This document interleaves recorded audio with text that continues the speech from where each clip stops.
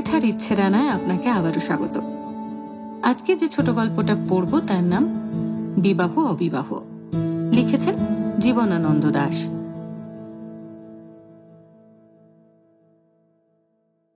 সরজুর কাছে এক গ্লাস জল চাওয়াতে সরজু হরিচরণের উপর বরাদ্দ দিয়ে চলে গেল। অমূল্য লিখছিল, কলমটা থেমে গেল। কেমন একটা বিমুখতা ও অবসাদের এই মুহূর্ত। লিখতে ইচ্ছে করছে না, কাজ করতে ইচ্ছে করছে না। অমূল্য টেবিলের উপর কলমটা রেখে দিয়ে চুপ করে বসে রইল। জানালার ভিতর দিয়ে কার্তিকের ধানের ক্ষেত অনেক দূর অব্দি দেখা যায়। অনেক দূর অব্দি অনেকবার তাকিয়ে দেখল সে। হেমন্তের দুপুর চলেছে। আকাশে খানিকটা দূর অব্দি একটা মাছরাঙা গা ভাসিয়ে উঠে তারপর ভুস করে সবুজ বনের সমুদ্রের ভিতর ঢুকে পড়ল। অনেক উঁচুতে এক পাল বক শো শো করে উড়ে গেল। খুব কাছেই কোথাও বালিহাঁসের নির্বিবাদ কণ্ঠের আওয়াজ পাওয়া যাচ্ছে। অবশ্যই কারো চোখেই ঘুম নেই, অবসাদ নেই যেন। পাতা হলুদ হচ্ছে, প্রকৃতি মরে যাচ্ছে, কিন্তু সমস্ত পাখি পাখালি ফড়িং কীট তাদের খেয়াল ও উৎসাহ নিয়ে ব্যস্ত রয়েছে। মুমূর্ষু প্রকৃতির মৃত্যুর ভিতর দিয়ে যেন নবজীবনের পুনরুত্থানের জন্য প্রতীক্ষা করছে। যেন সেই সমাহিত সুপ্ত মুখের ভিতর লেগে রয়েছে তাদের এই হেমন্তের ম্রিয়মান গাছপালা ঘাসপাতা। এই সমস্ত বিশ্বজগতের মাধুরী আশা ও অপেক্ষার ভিতর নিজেকে হঠাৎ কেমন খাপছাড়া মনে হলো অমূল্যর। হেমন্তের অসারতা যদি কারো জীবনে এসে ছুঁয়ে থাকে, তা যেন অমূল্যরই। খুব জল পিপাসা পেয়েছিল অমূল্যর। কুজোটা কাছেই ছিল, নিজে উঠে জল গড়িয়ে নেওয়া বেশ সোজা। কতবার এমন নিয়েছে সে, কিন্তু তবু বধূর কাছ থেকেই এবার জল চেয়েছিল অমূল্য। হরিচরণ এসে বললে, আপনি জল চেয়েছিলেন? অমূল্য মাথা নেড়ে বললে, না। বৌদি যে বললেন। অমূল্য কলমটা হাতে তুলে নিল। জল অবশ্যই দিয়ে গেছে হরিচরণ, কিন্তু কই, সে পিপাসার অধীরতা যেন নেই আর। জল সে খেল না। অমূল্য কলমটা আবার টেবিলের উপর রেখে দিল, কপাটটা বন্ধ করে ফেলল। জানালাগুলো খোলা রয়েছে। কলমটা গড়াতে গড়াতে টেবিলের এক কিনারায় এসে থেমে গেছে। থাক, লিখবে না সে আর। কি বা সে লিখছিল? একটা মেমোরিয়াল তৈরি করছিল শুধু, ম্যাজিস্ট্রেটের কাছে পেশ করতে হবে। একটি বিধবার ফরমাজ। এইসব লিখে মানুষ কোনোদিন কাব্য তৈরি করতে পারে না। অমূল্য উত্তর দিকে জানালার কাছে গিয়ে দাঁড়ালো। একটা হতশ্রী নাগকেশরের গাছ কার্তিকের হিম হাওয়ায় ছেঁড়া ফাড়া ডাল মেলে আকাশে আকাশে উড়ে বেড়াচ্ছে যেন। প্রজাপতিকে তাড়াচ্ছে, ভোমরাকে বসতে দিচ্ছে না। চড়ুইয়ের সঙ্গে তার আবু আর খুনসুরি চলবে না। অমূল্য দাঁড়িয়ে দাঁড়িয়ে গাছটাকে দেখছিল। দরজায় ধাক্কা পড়ল। দরজা খুলতেই সরজু ঘরের ভিতর ঢুকে বললে, বেশ তো। অমূল্য জানালার দিকে সরে দাঁড়ালো। ভাবল সরজু হয়তো কৈফিয়ত দিতে এসেছে কেন সে নিজের হাতে জল ভরে দিতে পারেনি স্বামীকে। অমূল্যের মন নরম হয়ে এলো। সরজুকে ক্ষমা করবে সে। সরজু ছগমগ করতে করতে বললে, বড্ড গোলমাল করো তুমি। বধূর দিকে অবাক হয়ে তাকালো অমূল্য। কি গোলমাল করে সে? কি যে কাজের ক্ষতি করো, আবার দরজা আটকে বসেছিলে কেন? কি হয়েছে তাতে? এই তো ধাক্কাধাক্কির পর খুলতেই তো 5 মিনিট সময় গেল। অমূল্য বললে, তুমি এখনো চান করনি? তা দেখছই তো বাপু। কই, সে এলাচ লঙের মোড়কগুলো কোথায়? দেরাজের ভিতর? অমূল্য ঘাড় নেড়ে বললে, হ্যাঁ। কোন দিকেরটায়? বধূ বাঁ দিকের দেরাজ খুলছিল। অমূল্য বললে, হ্যাঁ ওইটাই। দেরাজ খুলে সরজু বললে, এত সব সাবার করলে কে? সাবার আমি ছাড়া আর কে করবে? সরজু একটু কৌতুকের সঙ্গে হেসে বললে, তা আমার কাছে যেতেই হবে। কি করবে? এ বাড়ির কর্তারা গিন্নিরা রোজ বলেন কি না, এই বউ পানে তেমন জোর লাগে না কেন, তা আজ লাগাচ্ছি। এতক্ষণ বসে পানের মশলা তৈরি করছিলাম, এলাচ লং কম পড়ে গেল। সরোজ একটা গোটা লং মুখে পুরে দিয়ে বললে, ভাগ্যিস তোমার ড্রয়ারে ছিল, না হলে এখন আবার গিরিনকে পাঠাতে হতো নতুন বাজারে। তাহলে আজকের দিনে পান কাউকে আর পেতে হতো না। অমূল্য বললে, কেন, এখনো কারো খাওয়া হয়নি? কর্তারা খেতে বসেছেন। আমিও তো একজন কর্তা। সরোজ একটু অপ্রতিভ হয়ে বললে, তা যাও খাও, কে খাওনি তুমি? অমূল্য খেয়ে এসেছিল, বললে, আমি খেয়ে এসেছি। সরোজ বললে, বাবারে, এক্ষুনি পানের ডাক পড়ল বলে আমি আর এখানে দাঁড়িয়ে গল্প করতে পারি না। তা পারে না বটে, চলে গেল। হরিচরণ যে জল দিয়ে গিয়েছিল, অমূল্য এখনো তা খায়নি। গেলাসটা সেই তখন থেকেই টেবিলের উপর জল ভর্তি পড়ে রয়েছে। সরোজ দেখেছিল এই গেলাসটা? তা সে দেখেনি। দেখলেও টেবিলের উপর বাসি জলটা কতক্ষণ ধরে তার জন্য এমন পড়ে রয়েছে, কেন সে স্পর্শ করছে না, এমন প্রশ্ন এ বধূর মনে কোনোদিন উঠত না। কিন্তু তবুও পৃথিবীতে ঢের বধূ রয়েছে, ঘরে ঢুকে সবচেয়ে আগে এই জলের গেলাসটা নিয়ে যারা চেপে বসত। এর একটা মীমাংসা না করে কিছুতেই ছাড়ত না তারা। অনেকক্ষণ নিস্তব্ধ হয়ে ভাবল অমূল্য। অবহেলাকে উপেক্ষা করে যাবে সে। জীবনের খুঁটিনাটি দেখা নিয়ে নিজেকে ব্যস্ত করতে যাবে না সে আর। করে কি আর হবে? গেলাসটা ধরল অমূল্য। পিপাসা তার তেমন নেই অবশ্যই, কিন্তু তবুও সে জলটা খাবে, এই জলটাই। কিন্তু খেতে গিয়েই কেমন বিক্ষুব্ধ হয়ে গেল মনটা। অত করে বধূর কাছে চাওয়া জল তাই কিনা চাকরটাকে দিয়ে পাঠিয়ে দিল সরজু। স্বামী জল খেয়েছে কিনা সে জিজ্ঞাসা সরজু করতে গেল না। গেলাসটা টেবিলেই পড়ে রইল। চেয়ারে বসে জানালা দিয়ে দেখল অমূল্য বড় ঘরের রোয়াকে বসে সরজু পান সেজে যাচ্ছে। মুখে কেমন একটা শান্ত প্রীতির ভাব তার। সবাইকে সে পান দেবে, মশলা দিয়ে সেজে ভালো পান দেবে। তাই এই প্রীতি এই পরিবারের সকলের প্রতি, মশলাওয়ালা পানগুলোর প্রতি, নিজের প্রতি। একটা পান চাইবে ভাবছিল সরজুর কাছে। এদিকে কোথাও তো কেউ নেই এখন, একটু গলা খাঁকড়ে ডাক দিলেই তো হয়, এই। তারপর বাকিটুকু সরজুই করবে। কিন্তু নিজের থেকেই একটা পান অমূল্যকে দিয়ে যাবে নাকি? অমূল্য অপেক্ষা করছিল। পানের বাটা নিয়ে বাড়ির ভিতরে চলে গিয়েছে সরজু। ঠিকই করেছে বধূ, এ পান যাদের জন্য তাদের জন্যই। অমূল্য নিজে কোনোদিনই তেমন পান খায় না, মাঝে মাঝে একেবারেই খায় না, বধূ তা জানে। কিন্তু তবুও মশলাওয়ালা একাধটা পানের জন্য অমূল্যর মন উসখুস করছিল আজ। ভাবছিল হয়তো সরজু আসবে, নিশ্চয়ই আসবে, সাধাসাধি করে বলতে, আজ একটা খেয়েই দেখো না। অমূল্য প্রতীক্ষা করে রইল। স্নান করে ননদ ভাজদের সঙ্গে খেয়ে ফিরতে সরজুর এখনো ঢের দেরি।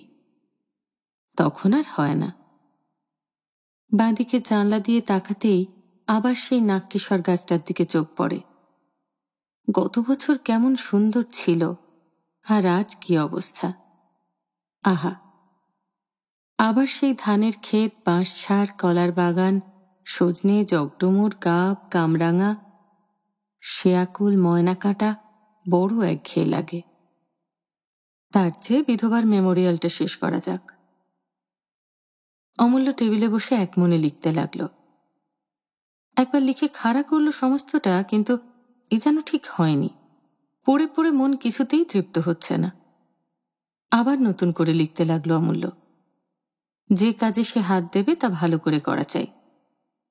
মেমোরিয়ালটা খুব লম্বা। ভালো করে গুছিয়ে যখন সে শেষ করল, তখন সন্ধ্যা হয়ে গেছে। পানও আসেনি, সরজুও আসেনি। কার্তিকের আকাশ মেঘে ভরে গেছে। আজ সে বেরুতেও পারছে না। বিছানা ঝেড়ে নিয়ে শুয়ে পড়ল অমূল্য। আজ এই সমস্ত ছুটির দিনটা কোনো রকম আয়েসই করল না সে। একটা বিধবার খটোমটো প্রকাণ্ড মেমোরিয়াল লিখে নিজেকে কষ্ট দিল শুধু। এ কথা কে বুঝবে? কারো কি বোঝা চাই? চাই তো, কিন্তু কে বুঝবে? বুঝবার ভার তো সরজুর উপর, নাকি শুধু অমূল্য নিজের উপরই? হ্যাঁ, অমূল্য নিজের উপর। আজকের সমস্ত দিনের অবসাদ, অতৃপ্তি ও শূন্যতাকে নিজেই সে বুঝতে চেষ্টা করছে। আজকের শুধু নয়, বিয়ের পর 7টা বছরই এমন করেই কেটে গেছে যেন। বিছানায় শুয়ে শুয়ে এক একটা দিনের কথা মনে হচ্ছে অমূল্যর। তারপর একটা দিন, তারপর আর একটা, তারপর আর একটা। এমনি করে অনন্তকাল অবধি যেন তারা চলতে পারে। তবুও আজকে সারাদিন একটা মেমোরিয়াল ঘষে যেটুকু তামাশা সে পেয়েছে, তার চেয়ে একটুও বেশি কিছু পাবে না। এই রং তামাশাটুকু পাবে সে শুধু।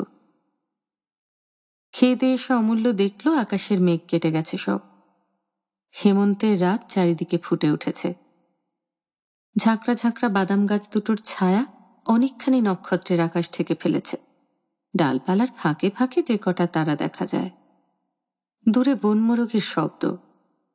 ধান খেতে কি ডাকছে, হুড়ো নাকি? হয়তো কেউ। হিমের মধ্যে, শিশিরের মধ্যে, নিস্তব্ধতার ভিতর কেমন যেন ছমছম করে ওঠে বুক। এক আধ মুহূর্ত কেটে যায়। অশ্বত্থ গাছের ভিতর থেকে লক্ষ্মী প্যাঁচা ডাকে। নিম গাছের পাতা কাঁপিয়ে শিশির ঝরে। প্রকাণ্ড বড় সজনে গাছের পাতার জালের ভিতর দিয়ে এক ঝাড় উড়নচণ্ডী জোনাকি কোত্থেকে উড়ে এসে বন্ধুধুলের পাতা বেয়ে কোথায় নেমে পড়ে আবার। আস্তে আস্তে কৃষ্ণ নবমীর চাঁদ ওঠে। অনেক রাত হয়ে গেছে এখন। মাঠের ঘাসে কাশের নিরবচ্ছিন্নতায়, হেমন্তের হিমে কুয়াশায়, ধান জ্যোৎস্নার লাবণ্যে মন এমন স্নিগ্ধ হয়ে ওঠে। সরজু এখনো ঘরে আসেনি। আরেকটু জেগে অপেক্ষা করছে অমূল্য। তারপর খট করে একটা শব্দ। পূবের দিকের কামরায় সরজু শোয়, একা, অনেক দিন থেকেই। এমনই রাত করে এসে পান চিবোতে চিবোতে মাঝের কোঠা দিয়ে সিধে নিজের ঘরে গিয়ে দরজা আটকে শুয়ে পড়ে সে। এলো নাকি? কখন এলো? সমস্ত দিন কি হলো না হলো কোনো কথাই অমূল্যকে জানাবার প্রয়োজন বোধ করে না সে। অমূল্যকে ভালোবাসে বধূ, কিন্তু সে ভালোবাসা কোনো একদিনের জন্য সংরক্ষণ করে রেখে দিয়েছে বধূ। সেদিন স্বামী হয়তো তার মরে গিয়েছে। তার মৃতদেহটা নিয়ে মেয়েটির প্রেম সেদিন অত্যন্ত হৃদয় বিদারক হয়ে উঠবে। কিংবা স্বামীর কোলে মাথা রেখে সিঁদুরে সিঁদুরে মাথা রক্তাক্ত করে অবর্ণনীয় প্রেমের পরিচয় দিয়ে অক্ষয় সতী চলে যাবে একদিন। কিন্তু আজ এর ভালোবাসা অমূল্যকে বড় একটা ছুঁতে আসে না। দরজা বন্ধ করে দিয়েছে সরজু। মাও অনেকক্ষণ হলো ঘুমিয়ে পড়েছে। অমূল্য একা বই নিয়ে শুয়ে পড়ল, কিন্তু 2 লাইন 4 লাইন পড়েই বইটা বন্ধ করে রাখল সে। বিছানার উপর উঠে বসল। এই জীবনে তার সঙ্গী কারা? অফিসের ওই কলমটা, একটা সেকেন্ড হ্যান্ড টাইপরাইটার, চেয়ারটা, টেবিল, ডেক চেয়ার, বিছানা, অফিস, 2-4খানা বই। মা আছেন, ছোকরা মুন্সেফ হরেন্দ্র আছে, এখনকার কলেজের ইংরেজি প্রফেসর নিমাই সান্যাল আছে, বিধু মাস্টার আছে, আবার মধু গাঙ্গুলি আছে, অবিনাশ সেরেস্তাদার বুড়ো মানুষ হলেও রয়েছে, আরও 2-4 জন আছে। এরাই সঙ্গী। কিন্তু এখন এদের কোথায় পাবে সে? সমস্ত দিনের মধ্যেও এদের কারুর সঙ্গে দেখা হয় না অমূল্যর। নিজেদের অফিস রুটিন নিয়ে অমূল্যর মতো এরাও পড়ে থাকে প্রত্যেককে। তারপর সন্ধ্যায় প্রায়ই হয়তো হরেন্দ্র নিছক ডেপুটি মুন্সেফদের ঘাঁটিতে গিয়ে ভিড়েছে। নিজে প্রফেসর হতো যদি অমূল্য, তাহলে যেন নিমাইদের আড্ডায় খুব চমৎকার জমত। কিন্তু প্রফেসর হয়ে জীবনে সে আসেনি। একে একে এসব আড্ডা ছেড়ে দিয়েছে সে। তারপর কি রয়েছে? জীবনে একটা নিস্তব্ধতা রয়েছে যেন শুধু। একটা অবসাদ রয়েছে, একটা গভীর নিস্তব্ধতা রয়েছে যেন শুধু। এই হেমন্তেরই মতো কি ভীষণ নীরব। জীবন যেন তার চেয়েও নীরবতর। বইটা আবার পড়তে আরম্ভ করল অমূল্য। একটা ইংরেজি গল্পের বই। গত পুজোর ছুটিতে যখন কলকাতায় গিয়েছিল অমূল্য, হাওড়া স্টেশনের হুইলারের স্টল থেকে এই লম্বা লম্বা শিলিং নভেলগুলো সে নিয়ে এসেছে। অমূল্য জানে এই বইগুলো অত্যন্ত অন্তঃসার শূন্য, খুবই পচা জিনিস, কিন্তু তবুও মন তার গল্প চায়, যে কোনো রকম একটা গল্প হলেই যেন হলো। কতগুলো মানুষ মিলে একটা ডিনার টেবিলের চারিদিকে বসে ফুর্তি করছে, কিংবা রেস কোর্সে মোটরে বরফের উপর স্কেটিং করতে করতে ছুটোছুটি কলরব করছে।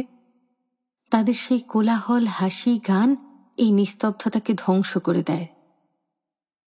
মানুষের জীবনের আঘ্রাণ, রক্ত, উষ্ণতা দিয়ে তারা অমূল্যকে ঘিরে ধরে।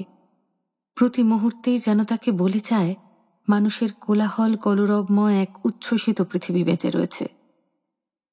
সে পৃথিবীর রস যদিও সস্তা, কথাবার্তা সঙ্গতিহীন, স্বপ্ন কল্পনা সাধারণ, আদর্শ সাধাসিধে, কিন্তু তবুও তারা পরস্পরের সঙ্গে প্রাণ খুলে এত অনর্গল গল্প করে, এত আগ্রহে আন্তরিকতায় মুখর, যে এই নিঃসার হেমন্তের রাতে মশারির ভিতর তাদের গলার আওয়াজ বড় ভালো লাগে। হরেন্দ্র মুন্সেফও তো এদেরই মতো সস্তা, নিমাই সান্যালো, মিথু মাস্টার, মধু গাঙ্গুলি, অবিনাশ ঘোষ, সকলেই এইসব উপন্যাসের মানুষদের মতোই সাধারণ। জীবনকে নিয়ে এদের মতোই খুশি, পথে ঘাটে অফিসে আড্ডায় এদের মতোই মুখর। নভেলটা খুব ধীরে ধীরে পড়ছে অমূল্য, একটু একটু শীত করছে।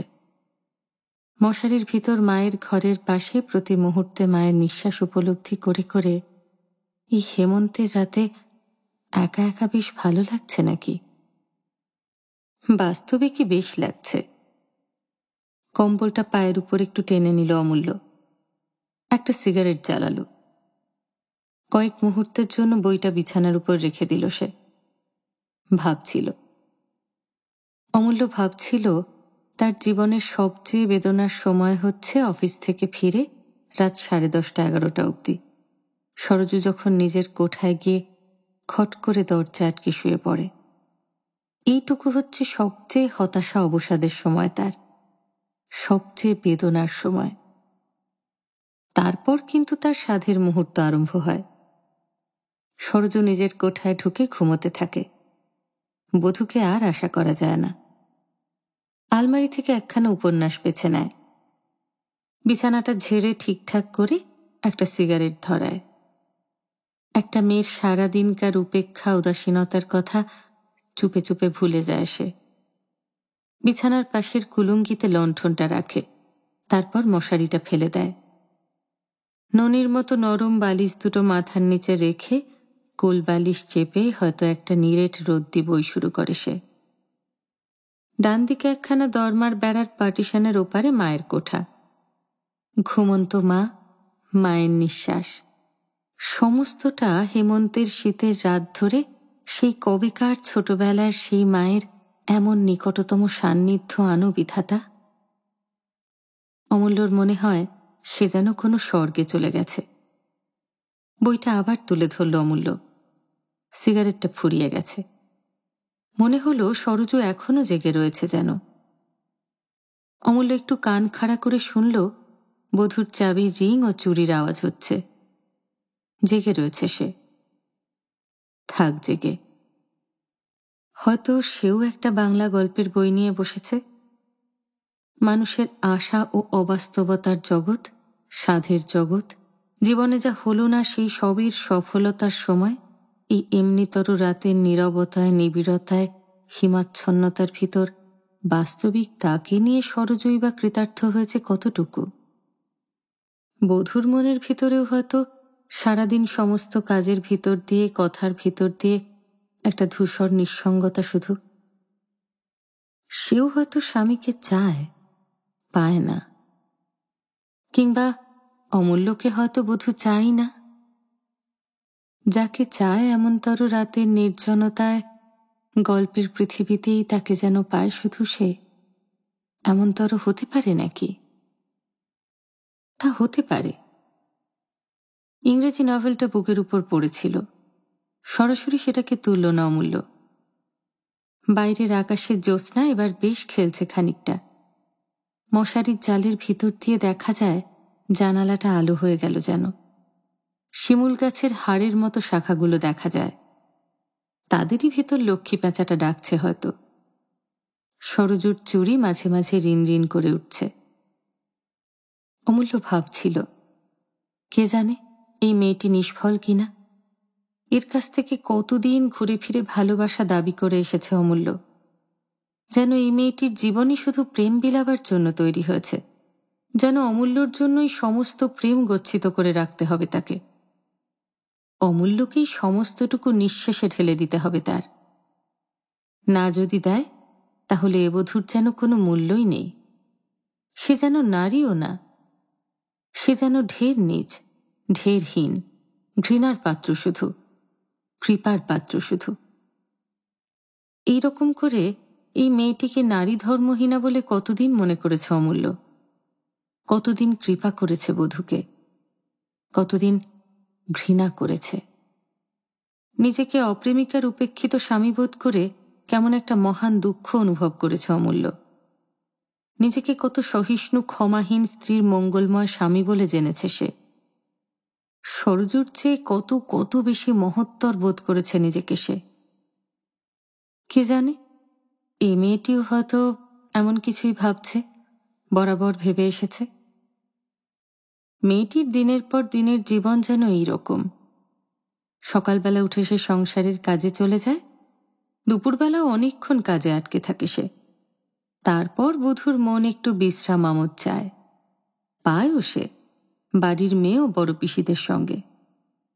অমূল্য তখন অফিসে থাকে, কিংবা ছুটির দিন যখন বাড়িতে থাকে, তখনও বধূর অপ্রীতিকর না জানি কি করে নিজেকে জানিয়ে ফেলে সে। হয়তো 7 বছর ধরে একে বিয়ে করে এর কাছে নিজেকে সম্পূর্ণরূপে ঝেড়ে দিয়েছে বলে। তা দিয়েছে সে। নিজের জীবনের কোনো অনাবিষ্কৃত গুপ্ত প্রকোষ্ঠ বধূর কাছ থেকে সে অদৃশ্য করে রাখেনি, যার সরস সজীবতা একদিন আবার এই মেয়েটিকে নতুন করে বিমুগ্ধ করতে পারে। রংছুট হয়ে গেছে তার। বধূর কাছে সে একেবারেই একঘেয়ে। পৃথিবীর হাজার হাজার স্বামীর মতো সেও একজন স্বামী শুধু। সরজুও একটি স্ত্রী মাত্র। তাদের দুজনের সম্পর্ক স্বামী স্ত্রীর সম্পর্ক শুধু, একঘেয়ে, ভারহীন, অনুভূতিহীন, প্রেমহীন। সরজুর চুরির রিন রিন আর শোনা যায় না, সে নাক ডাকছে। গভীর রাতে শীত আরও বাড়ল যেন। প্যাঁচাও যেন শালগাছের মোটা পাতার ভিতর ঘুমিয়ে পড়েছে। এখন নিস্তব্ধ পৃথিবী, শিশির ঝরার শব্দ শুধু। এমন রাতে স্বামী স্ত্রীর কথা, প্রেমের কথাও যেন অপ্রাসঙ্গিক। ডান দিকে জানলার পাশে একটা মস্ত বড় ঝাপড়া কামিনী গাছের ভিতর কতগুলো টুনটুনি চড়াইয়ের বাসা। পাখিগুলো এখন অগাধ ঘুমে পরিতৃপ্ত। কোথাও কোনো ব্যর্থতা নেই যেন আর। পরম স্নেহে কম্বলটা আরেকটু টেনে তুলতে গিয়ে তুলতে পারল না যেন আর অমূল্য। অকাতরে ঘুমোতে লাগল। 7 বছরের এমন অনেক অগণ্য রাতের মতো আজকের রাতেও সরজুকে নিয়ে, নিজেকে নিয়ে, প্রেম, বিবাহ, অবিবাহ ইত্যাদি অনেক জিনিস নিয়ে সেই একঘেয়ে এক সেট প্রশ্ন তুলে একঘেয়ে পুরনো পথে ঘুরে মরছিল বেচারা। বেচারা অমূল্য। রাতের এই কয়েকটা ঘন্টার জন্য সে একটু নিস্তার পাবে। সরজু একটু নিস্তার পাবে, মা একটু নিস্তার পাবে, বাবা পাবেন, টুনটুনি চড়াইগুলোও পাবে। শীতের রাত চলছে। ভোর 4টের সময় অমূল্যর ঘুম একবার পাতলা হয়ে এসেছিল। ঘুমের জড়তা, আস্বাদ এই সময়ই খুব গভীরভাবে গ্রহণ করতে পারা যায়। ধানের ক্ষেতের ওপারে অনেক দূরে এক একটা কোকিল ডাকছে। কাছে কদম গাছে লক্ষ্মী প্যাঁচাটা। ভোরের তাহলে বিশেষ বাকি নেই। কিন্তু ভোর সে চায় না, ভোর একেবারেই চায় না সে। অমূল্য তাকিয়ে দেখল জানলার ভিতর দিয়ে কেমন একটা পানসে আলোর রং। ভোরের রঙে নয়, এ সেই কাকজ্যোৎস্না। আলোর দিকে আর সে তাকাবে না। অবশেষে চোখ বুজল অমূল্য। রাত তার জন্য যেন স্থিত হয়ে চলুক। জীবন একটা দীর্ঘ রাত হোক শুধু। সেই ঘনায়মান গভীর রাতের ঘুম যেন আর না ভাঙে। মাথার নিচে বালিশ দুটোর পুলক স্পর্শ বোধ করল অমূল্য। কোলবালিশটাকে চেপে ধরে ঘুম মৃত্যু যা হয় একটা কিছুর ভিতর ঢুকে পড়তে চায় যেন সে। বেলা 8টা অবধি পরমপ্রিয় ঘুমকে যে সে উপভোগ করল, জেগে উঠে সেজন্য কোনো কৃতজ্ঞতা নেই প্রাণের ভিতর। দিনটা এমন কঠিন, এই কঠিনতার নিষ্পৃহ মূর্তি পেয়ে বসেছে তাকে। আবার আর একটা দিন। কোথাও কোনো দিকে পালিয়ে যাবার আর পথ নেই। না, পালিয়ে সে যাবে না, বরং যা হয়ে গেছে তা গেছে। এখন থেকে জীবনটাকে মঙ্গলতর, মধুরতর, সুন্দরতর করতে পারা যায় নাকি? রাতারাতি মশারির ভিতর ঢুকে সিগারেট খেয়ে বাজে নভেল পড়ে বেলা 8টা অবধি ঘুমিয়ে দিনের পর দিনে কিরকম বিশ্রী হতচ্ছাড়া জীবন চালাচ্ছে সে। প্রেম, মমতা, স্নেহ, মায়ের আদান প্রদান থেকে নিজেকে সরিয়ে রেখে বউয়ের সঙ্গে সম্পর্ক রহিত হয়ে সারাদিন অফিস গুটিয়ে সমস্ত সন্ধ্যা একা একা আকাশ পাতাল নিয়ে বসে থাকে। এরকম আর হবে না, এরকম আর হবে না, হতে দেবে না সে, কিছুতেই হতে দেবে না সে। সরজু চা নিয়ে এলো। অমূল্য বললে, বসো। তুমি খেপেছ? কেন, বসবে না তুমি? ছেলে মানুষই করো না। বধূ চলে যাচ্ছিল। অমূল্য আঁচলটা চেপে ধরল সরজুর। সরজু আঁতকে উঠে বলল, কি করছো, ছাড়ো। বসো। লক্ষ্মীটি, ছাড়ো। অমূল্য ছাড়ল না। সরজু বললে, আহ, কেউ দেখে ফেলতে পারে। অমূল্য কপাট বন্ধ করে দিয়ে স্ত্রীকে একটা কৌচের উপর জোর করে বসালো। এমন বিবর্ণ বিষণ্ণ নারী মূর্তি কোনোদিনও আর দেখেনি যেন সে। এই 2 মিনিট আগেও তো বধূর মুখ বেশ প্রসন্ন ছিল। স্বামীর কাছে তাকে বসতে হচ্ছে বলেই কি সে এত কষ্ট পাচ্ছে? এক আধ মুহূর্ত অমূল্যর মনটা কেমন দমে গেল যেন। মনে হলো, যাক, সরজুকে দিক সে ছেড়ে। ও যেখানে গিয়ে খুশি হয়, যাদের ভিতর ওর মনের প্রসন্নতা অক্ষুণ্ণ থাকে, সেইখানেই চলে যাক বধূ। অমূল্য বললে, আচ্ছা, যাও। সরজুর চোখে নিস্তারের শান্তি নেমে এলো যেন। হাঁপ ছেড়ে চলে যাচ্ছিল সে। অমূল্য আবার বাধা দিয়ে বললে, আচ্ছা, একটু শোনো। সরজু দাঁড়িয়ে রইল। অমূল্য বললে, বসোই না। সরজু দাঁড়িয়ে কপাট খুঁড়তে খুঁড়তে বললে, কে, বলো। লক্ষ্মীটি, এই কৌচে বসো। অনিচ্ছায়, অনাসক্তিতে কি যেন কত কিছুর ক্ষতি ও অপচয় বোধে ক্ষুব্ধ হয়ে বসল বধূ। অমূল্য বললে, আমার এখানে 2 মুহূর্ত বসতে গিয়ে অমন হাঁসফাঁস করে ওঠো কেন তুমি? সরজু বললে, কি বলতে চাচ্ছিলে বলো। এই শুধু বলতে চাচ্ছিলাম যে এখানে দুদণ্ড বসতে গিয়ে কেন অস্থির হয়ে ওঠো। অত্যন্ত বিস্মিত হয়ে বধূ বললে, এই, হ্যাঁ, এছাড়া আর কি। একটা বিষম ঠাট্টায় প্রতারিত হয়ে পায়ের নখ দিয়ে মাটি খুঁড়ছিল বধূ। চট করে উঠে পড়ে বললে, যাই। কোথায় যাবে? তরকারি কুটতে হবে। তরকারি তো অনেক কুটে এলে। সে তো তোমাদের, আরও বাকি আছে। হবিষ্যি ঘরের তরকারিতে এখনো হাত দেওয়া হয়নি। কুটে একবার আসবে? তোমার অফিসের আগে? হ্যাঁ। কি করে? এক্ষুনি যে বাজার এসে পড়বে। বাজার এলে কি করবে? জানো না তুমি কি করব? অমূল্য জানে। বললে, সারাদিন এইসব কাজ করে খুব সুখ পাও তুমি সরজু? সরজু ঠোঁটের উপর আঁচল টেনে বললে, সুখ? কেন পাবো না? আমরা ভাজেরা সকলে মিলে কাজ করছি, তোমাদের রোজগারের সংসারটাকে কেমন জীবন্ত করে তুলেছি।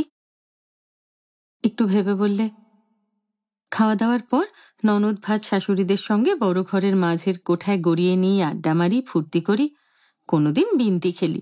আমার তো মন্দ লাগে না, আমার তো বেশ লাগে। অমূল্য বললে, একঘেয়ে লাগে না? একঘেয়ে? হ্যাঁ, দিনের পর দিন একই রকম। সরোজ বললে, একরকম কোথায়? একরকম না, সেই তো এক রান্নাবান্না খাওয়া দাওয়া, সেই এক বড় ঘর, মাঝের কোঠা আর তেলচিটে তাস। সরোজ হো হো করে হেসে উঠল। অমূল্য নিশ্চয়ই তামাশা করছে। অমূল্যর কথার ভিতর কোনো কিছু গুরুত্ব আছে বলে স্বীকার করল না সে। অমূল্য বললে, হাসলে? হাসবো না? বেলা হয়ে আসছে আর তুমি করছো এই মশকরা। নাও, এখন উঠি। না। কেন? তোমাকে আমার দরকার আছে। তরকারি করতে হবে যে। হবে না। তুমি বললেই হলো। হ্যাঁ, আমি বললেই হবে। আমি তোমার স্বামী। সরোজ থক খেয়ে অমূল্যর দিকে তাকিয়ে রইল। একটু পরে বললে, এ কি পাগলামি তোমার? কোনোদিন তো এরকম পাগলামি করনি তুমি। অমূল্য স্ত্রীকে কৌচের উপর আবার বসিয়ে দিয়ে বললে, মিছিমিছি কেন ধরফর করে ওঠো? একটু শান্ত হয়ে বসো না। আজ তরকারি না হয় নাই বা কুটলে। সরোজুর মাথায় বজ্রপাত হলো যেন। চোখ কপালে তুলে বললে, লক্ষ্মীটি, তোমার পায়ে পড়ি, ছেড়ে দাও আমাকে। কেন ছাড়ব? আমাকে যে যেতে হবে। কোথায়? তরকারি করতে? সরোজ কাঁদো কাঁদো হয়ে বললে, হ্যাঁ, তরকারি আমার জন্য এতক্ষণ বসে আছে কিনা, এতক্ষণে হয়তো বাজারও এসে গেছে। অত্যন্ত নির্বিকারভাবে অমূল্য বললে, আসুক। একটু বিরক্ত হয়ে সরোজ বললে, আসুক? কি পিণ্ডি খেয়ে যাবে অফিসে শুনি? অমূল্য একটু মুচকি হেসে বললে, অফিসে যদি না যাই? উমা, কেন যাবে না? আমার তো কত ছুটি পাওনা আছে। অফিস পালাতেই তো আমার ভালো লাগে। অফিস পালিয়ে স্ত্রীকে নিয়ে এমনি মুখোমুখি কৌচে বসে গল্প করতে। সেই নাগকেশর গাছটার কি হয়েছে দেখেছ সরোজু? সরোজু বললে, পিণ্ডি তোমার নাগকেশরের, ওই তো প্রসন্নর গলা। বাপরে, বাজার এসে পড়েছে, তুমি আমাকে মারতে চাও নাকি? জোর করে কৌচের উপর বধূকে বসিয়ে দিয়ে অমূল্য বললে, বললামই তো অফিস যাব না। বাজার দিয়ে কি করবে তুমি? চক্ষু স্থির করে সরোজ বললে, তুমি ছাড়া আর স্কুল কলেজ অফিস করবার লোক নেই এ বাড়িতে? অমূল্য বললে, তাদের জন্য ভাববার ঢের লোক আছে। ভাজেরাই তো তোমরা 5 জন। ভাজে ননদের শাশুড়িতে মিলিয়ে জনা 15 হবে। এই আবার কেমন কথা তোমার? আমার নিজের কাজটুকু চিরকাল যা করে আসছি, ওদের ঘাড়ে চাপাতে যাব কেন? অমূল্য বললে, চিরকালই তো নিজের কাজটুকু করে এসেছ। একবেলার জন্য স্বচ্ছন্দে চাপাতে পারো তুমি, কেউ তোমাকে কিছু বলবে না। সরোজ মরিয়া হয়ে বললে, কি চাও তুমি? কাঁদছ কেন? আঁচল দিয়ে চোখ মুছতে মুছতে সরোজ বললে, কাঁদছি কোথায়? বলো কি করতে হবে তোমার? পা টিপে দিতে হবে? কোনোদিনও টিপেছ? বলোনি তো টিপতে। যে বউরা স্বামীদের মাথা টেপে পা টেপে, তারা কি বলা বলির অপেক্ষা রাখে সরোজু? সরোজু নিজেকে অত্যন্ত নিপীড়িত বোধ করে বললে, শো তুমি, আমি তোমার পা টিপে দিচ্ছি। অমূল্য একটু মুচকি হেসে বললে, আমার পা ঠিক আছে। কি করব তাহলে? মাথা টিপে দেব? গায়ে হাত বুলিয়ে দেব? ফরমাজ করে এই জিনিসগুলো ভালো লাগে না সরোজু। যদি কোনোদিন বলতে বলতে থেমে গেল অমূল্য। নিজের মনে মনে বললে, যদি কোনোদিন নিজের থেকেই আমার মাথা টিপতে ইচ্ছে করে, আমার গায়ে হাত বুলোতে ইচ্ছে করে, আমার জন্য এক গেলাস ভালো নেবু দইয়ের বেলপানা তৈরি করে আনতে ইচ্ছে করে, তাহলে তা করো তুমি। কিন্তু সেসব তুমি কোনোদিনই করবে না সরজু। আমাকে তুমি ভালোবাসো না, তবুও তোমার সান্নিধ্য চাই আমি। না ভালোবাসলে তবুও সংসর্গ দাও, কথা বলো। ননদ ভাজদের সঙ্গে যেমন আকাশ পাতাল গল্প করো দিনরাত, তেমনি সঙ্গতিহীন যুক্তিহীন সামান্য সাধারণ গল্প আলাপের ভিতর নিমগ্ন করে রাখো আমাকে। সরজু বললে, তোমার কোনো অসুখ করেনি তাহলে? না। অফিসেও যাবে না? অমূল্য বললে, না, আজ আর যাব না। সরজু অবাক হয়ে ভাবছিল, এ কেমন খেয়ালে লোকটির। এই খেয়াল তার কাছে অত্যন্ত অসারবোধ হল। অমূল্য যেন দিনের পর দিন সারবত্তা হারিয়ে ফেলছে। অমূল্য পশ্চিমের দিকের দরজাটা খুলে দিয়ে বললে, দেখো, এই ধান ক্ষেতের দিকে আমি অনেক সময় তাকিয়ে থাকি। সরজুও এক আধ মুহূর্ত তাকিয়ে রইল। দু এক মুহূর্তের জন্য সমস্ত ছটপটানি কেটে গিয়েছে তার। বাজারের সংসারের প্রলাপ বকছে না সে আর। এখন শান্ত সুন্দর দেখাচ্ছে বধূকে। জীবনের বৃহৎ সুন্দর কল্যাণ আহ্বানে এখন অন্যরকমভাবে সাড়া দিয়ে বসে রয়েছে সে। অমূল্য এই চায়, দু এক ঘন্টার জন্য বা অন্তত প্রতিদিন সন্ধ্যার সময় এক আধ ঘন্টার জন্য প্রতিদিন রাতে তার কোঠায় এসে পশ্চিমের দরজাটা খুলে বধূ যদি এমনি করে বসত, নানা রকম সাদামাঠা সাধারণ কথা বলতো যদি তার সঙ্গে, এতে ওদের সংসারের কোনো ক্ষতি হতো না। তবে তার স্বামী প্রাণ স্নিগ্ধ হয়ে বাঁচত।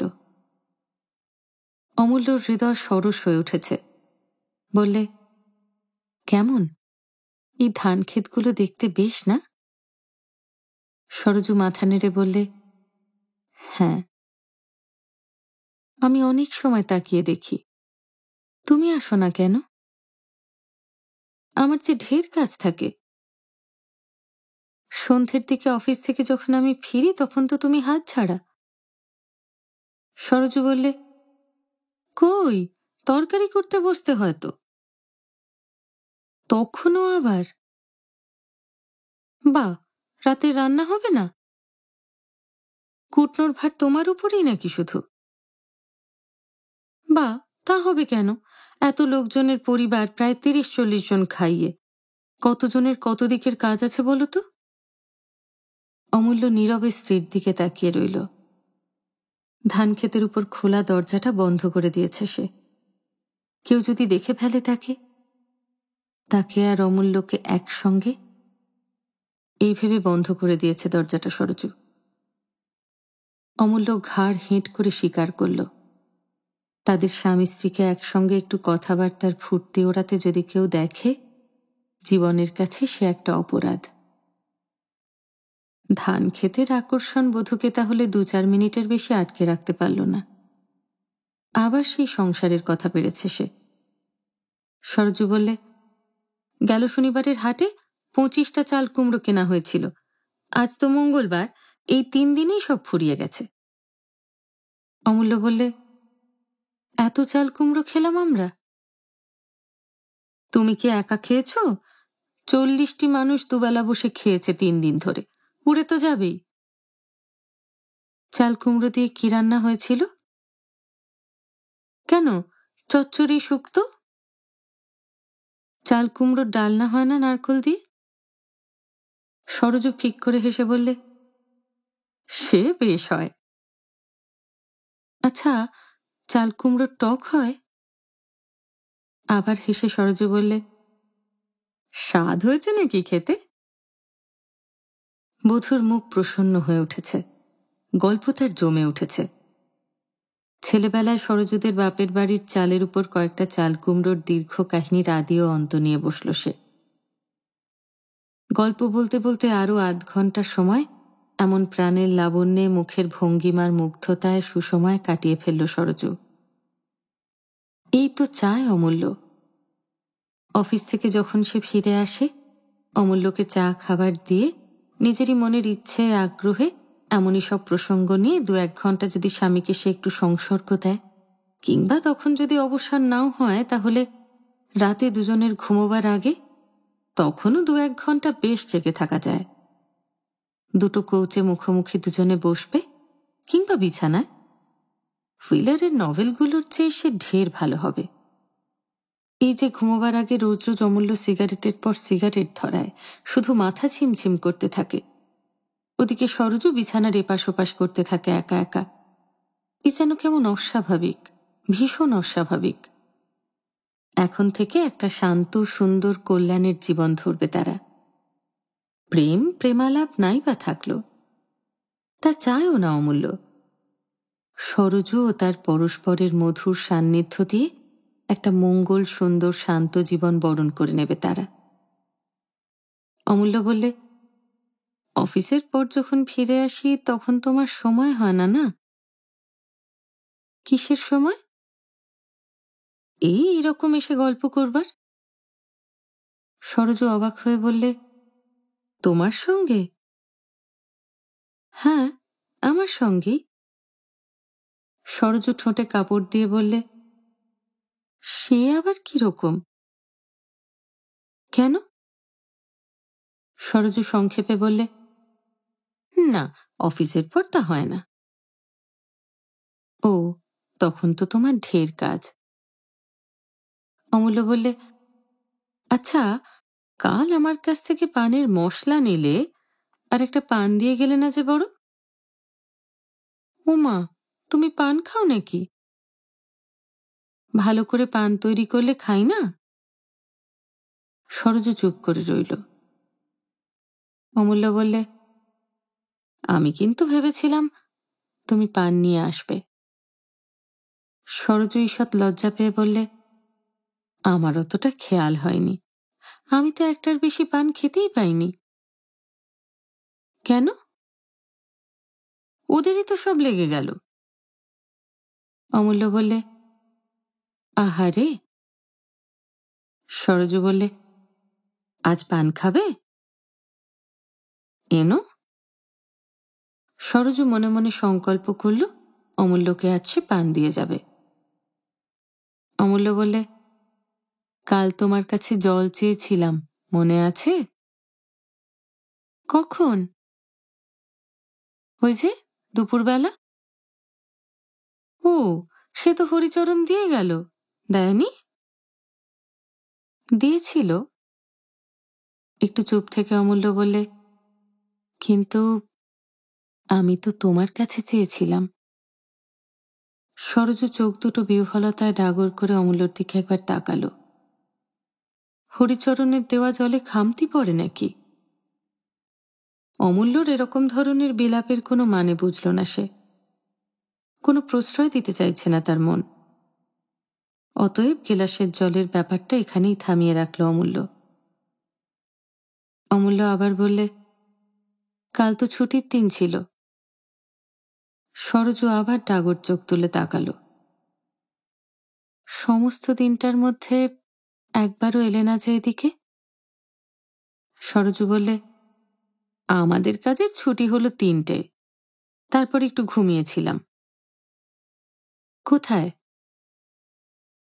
বড় ঘরের মাঝের কোঠায়, মেঝের উপর পাটি পেতে, ননদ ভাজ আমরা সব্বাই মিলে। বলতে বলতে অপূর্ব পলকের বিভা সরজুর মুখের উপর ছড়িয়ে পড়ল। ওদের ঘেঁষাঘেঁষিতে ঘুমিয়েও সে যে আনন্দ পেয়েছে, অমূল্যর কাছে এসে তা কি পেত? তবু অমূল্য বললে, আমার ঘরে এসে ঘুমলেই তো পারতে।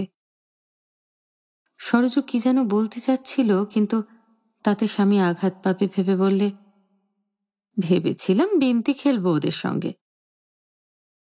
কিন্তু খেলোনি তো। দুজনেই চুপ করে রইল। এই প্রসঙ্গটাকে কেউই আর তারা ততদূর পর্যন্ত অনুসরণ করল না। অমূল্য বললে, কাল রাতে কটার সময় ঘরে এলে? কি জানি, অনেক রাত হবে। একবার এ ঘর হয়ে গেলে না যে? এবারও কি যেন বলতে যাচ্ছিল সরোজ, কিন্তু থমকে গিয়ে বললে, তুমি ঘুমিয়ে পড়েছিলে না? তোমার আগে কোনোদিন ঘুমোই? আমি কখন ঘুমোই কি করে জানো তুমি? নাক ডাকো যে। ইস, নাক ডাকি আমি? ডাকো ডাকো, শুনতে পাই। রোজ? অমূল্য ঘাড় নেড়ে বললে, রোজ। এত রাত অবধি করো কি তুমি? পড়ি, ভাবি, গাছপালা ধান ক্ষেতগুলোর দিকে চেয়ে থাকি, কখনো আবার পড়ি। সরোজুর ইচ্ছে হচ্ছিল অমূল্যকে জিজ্ঞাসা করে, সারা দিন রাত এরকম একা একা থেকে বই পড়ে পড়ে ভালো লাগে নাকি তার? কিন্তু জিজ্ঞাসা সে করবে না। কেন মিছিমিছি জিজ্ঞাসা করতে যাবে আর? স্বামীকে তো সে প্রফুল্ল প্রসন্ন সঙ্গ অনেকক্ষণ ধরে দিতে পারবে না। সারাদিন সে সংসারের কাজে ব্যস্ত থাকে। অনেক রাত করে যখন ঘরে ঢোকে, তখন দু চোখ ঘুমে ভেঙে আসে একেবারে। মনে হয় যেন কেউ কারো স্ত্রী নয়, কেউ কারো স্বামী নয়। পৃথিবীতে স্নেহ ভালোবাসা সেবার কোনো প্রয়োজন নেই আর। মাথায় বালিশ চেপে অকাতরে সারা রাত ঘুমোতে থাকে সে। গুছিয়ে ভাবতে পারে না, খতিয়ে বলতে পারে না, কিন্তু তবুও মনে হয় যেন সরজুর রাত তার জন্য বিলম্বিত হয়ে চলুক। জীবন একটা দীর্ঘ রাত হোক শুধু। সেই ঘনায়মান গভীর রাতের ঘুম যেন আর না ভাঙে। বিধাতা ভাঙে না যেন আর।